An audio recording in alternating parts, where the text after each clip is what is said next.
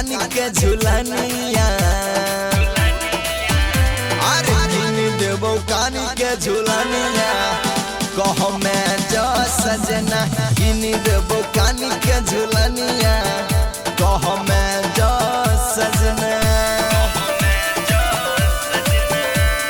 अभी आप सुन रहे हैं एसके राज रिकॉर्डिंग स्टूडियो की प्रस्तुति।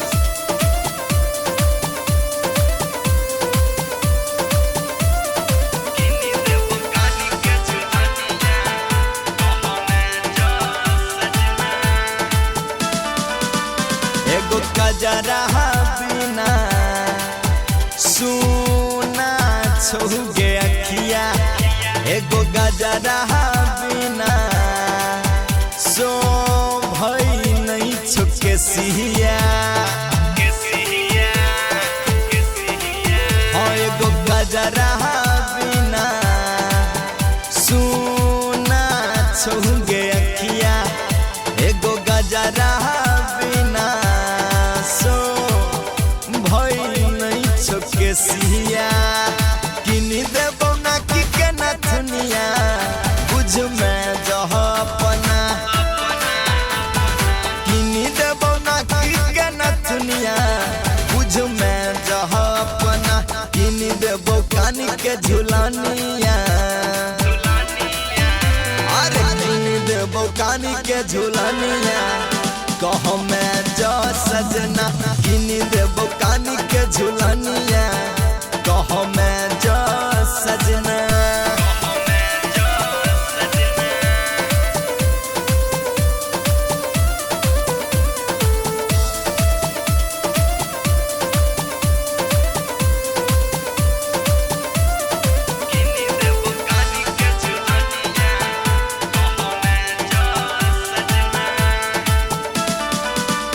पायल पहिर के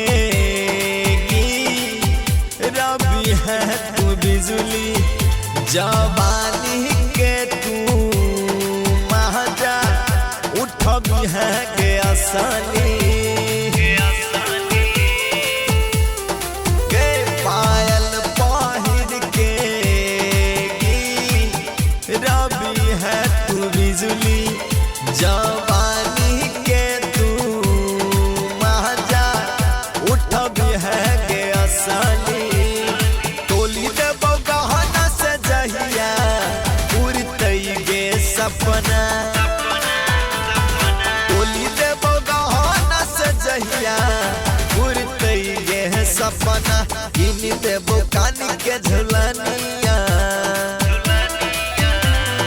किनी देबो कानी के झुलनिया कह मैं जो सजना किनी देबो कानी